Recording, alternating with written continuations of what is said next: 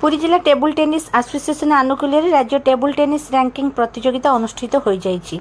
उद्यापनी उत्सव में Odisha Olympic association कोषाध्यक्ष रविशंकर प्रतिहारी मुख्य अतिथि भाव जातीय टेबुल टेनिस खेलाड़ी प्रदीप्त कुमार सामतराय सम्मानित अतिथि भाव जोग देइथिले। एही उत्सव में सांसद संबित पात्र कृति खेलाड़ी को पुरस्कार प्रदान करी टेबुल टेनिस खेलर प्रसार पई क्रीड़ा मंत्री एवं मुख्यमंत्री दृष्टि आकर्षण करेंगे बोली प्रतिश्रुति देइथिले।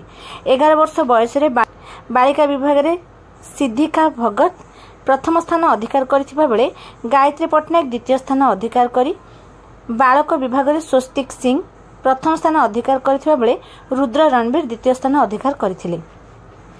13 वर्ष बालिका विभाग में श्वेता कर्मी प्रथम स्थान एवं आराध्या साहू द्वितीय स्थान अधिकार करिसंती। बालक विभाग में अभिनीश सुब्रमण्यम प्रथम स्थान अभिषेक दास द्वितीय स्थान अधिकार करिसंती।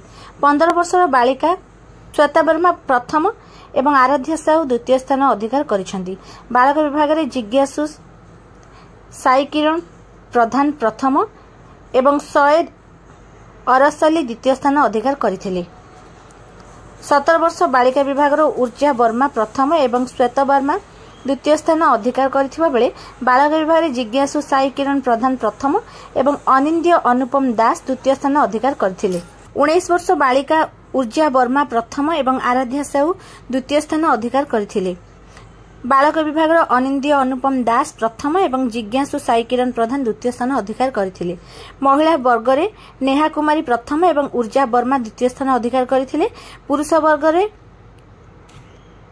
मीनक दास प्रथम स्थान एवं सम्राट चक्रवर्ती द्वितीय स्थान अधिकार करथिले।